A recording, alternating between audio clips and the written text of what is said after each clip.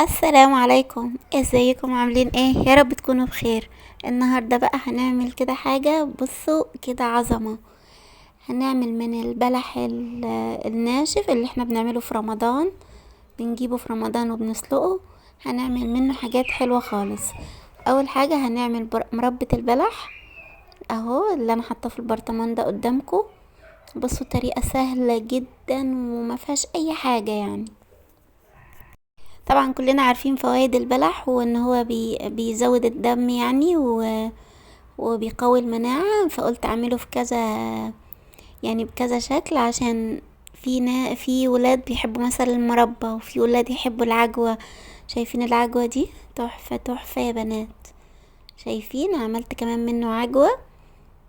هنعمل منها مخبوزات الفترة الجاية ان شاء الله، وهوريها لكم. بصوا بعد ما قعدت كده شوية وبردت، انا كنت عاملة يعني شوية كده وحطاهم على جنب اهي كده بعد ما بردت. بصوا بقى طلعت كده بالقطعة. انا بقى هقطعها كده واشيلها في برطمان وعلى الفريزر على طول. تحفة جامدة جامدة، مش عارفة اقول لكم عاملة ازاي يعني طعمها. بجد عجوة يعني زي اللي بنشتريها من برا. تمام. وعملنا كمان من نفس البلح، عملنا ايه دبس التمر. دبس التمر ده بيستخدم ان هو بديل السكر. ممكن تستخدميه بدل السكر يعني، وممكن بتستخدميه بيدخل في اكلات كتير. هنستخدمه كتير الفترة الجاية. يلا بينا على طول نشوف احنا عملنا ايه. ده البلح اللي احنا بنجيبه في رمضان، بنعمل منه الخشاف والكلام ده. تمام. انا كنت جايبة منه وسلقة كمية وحطها في الفريزر. المهم انا بوضب الفريزر وكده، لقيت ايه فاضل الاربع علب دي. قلت لا تعالى بقى انا هعمل بيك ايه حاجات حلوة كده. رحت ايه صفيت البلح كده. طبعا المية اللي في البلح دي المية اللي لما جيت سلقت البلح خليت المية بتاعته فيه. المية بتاعت البلح بتزودي كده المية بتاعت البلح، بشيله كده في علب بالمية بتاعته. صفيت المية من البلح، وهنعمل منه ايه؟ هنعمل منه دبس التمر. تمام. اول حاجة هعملها النهاردة في الفيديو بتاع النهاردة هو دبس التمر. هصفي كل كمية مية البلح وايه، وهطلع بيها على طول على البوتاجاز. تمام. هنحطها كده اهو لحد كده ما تطلع ريمة بيضة، وبعدين هنشيل الريمة البيضة بالمصفى. شايفين اهي طلعت كده الريمة دي. هنشيلها كده كلها بالمصفى، وبعدين نفضل نقلب فيها على نار واطية لحد كده ما تقل الكمية بتاعتها تقل. بصوا اهي قلت كده اهو. هنعرف ازاي ان هو خلاص كده استوى التمر، دبس التمر.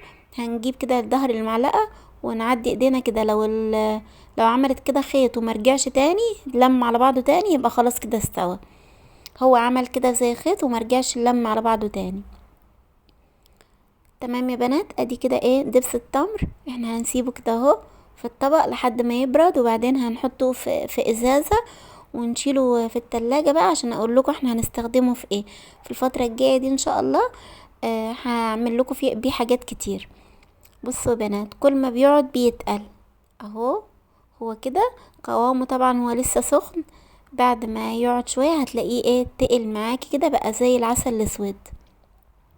ندخل بقى على اللي بعده.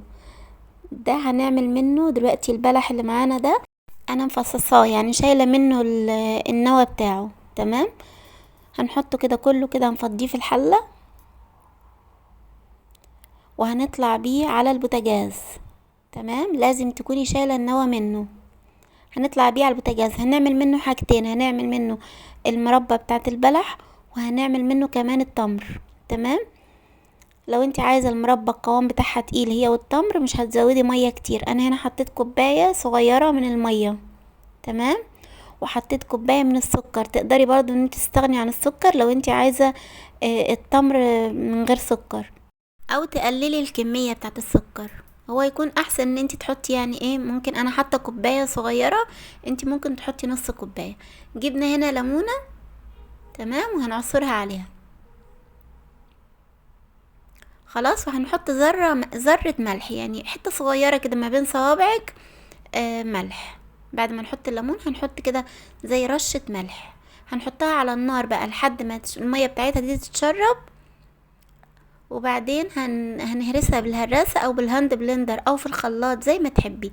بصي خلاص كده المية بتاعتها ايه قربت خلاص تتشرب على الاخر. هنديها كده ايه بالهراسة او في الهاند بلندر. هو لو هتعملي مربة البلح بس ماشي هتنفع الهراسة دي بس. اما لو هتعملي عجوة فلازم تتضرب ضربة في الخلاط او بالهاند بلندر. انا كده هاخد من البلح ده وهحط بقى ايه في البرطمان كده عشان تبقى دي مربة البلح اللي احنا عملناها. بصوا يا بنات جميلة والله جدا. وبصوا يعني كفاية انها مفيدة، كفاية ان انت يعني ولادك هياكلوا حاجة مفيدة.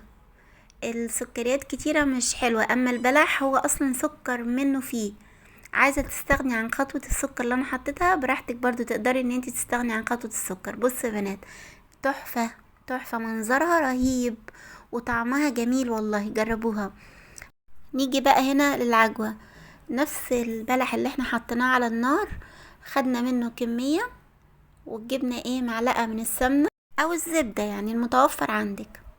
كمان هتبقى جميلة لو عملتيها بالزبدة.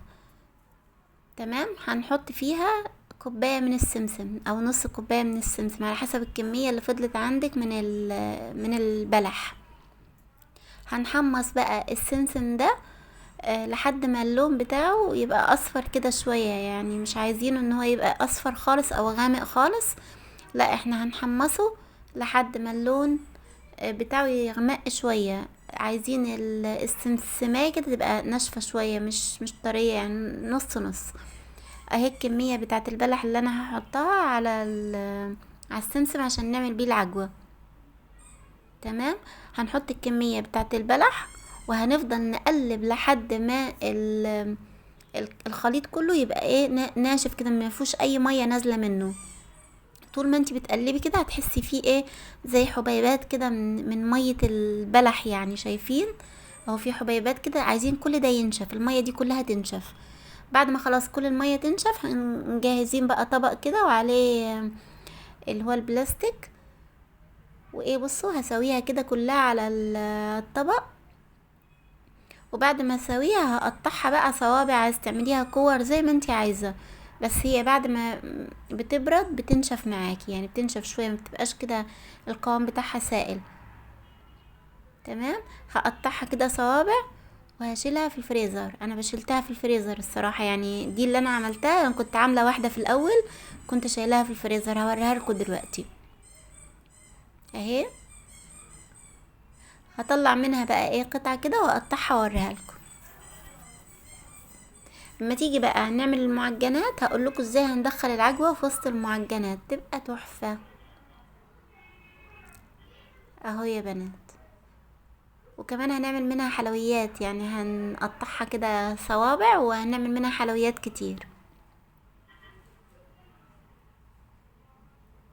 كل ده عملناه بايه؟ بالبلح الناشف اللي احنا بنشتريه في رمضان، اللي بنعمل منه الخشاف والكلام ده. اكيد انتوا فاهميني طبعا. تمام. انا خلاص قطعتها كده مربعات. وبصوا ده بقى اللي طلع من البلح اللي كان قدامكم الاربع علب. عملت كده 2 طبق كده من العجوة. وبصوا نفس الخليط بتاع العجوة حطيت منه في برطمان عشان اعمل منه سندوتشات. وده دبس التمر اللي انا قلت لكم عملته معاكم وعبيته في ازازة. ودي مربة البلح.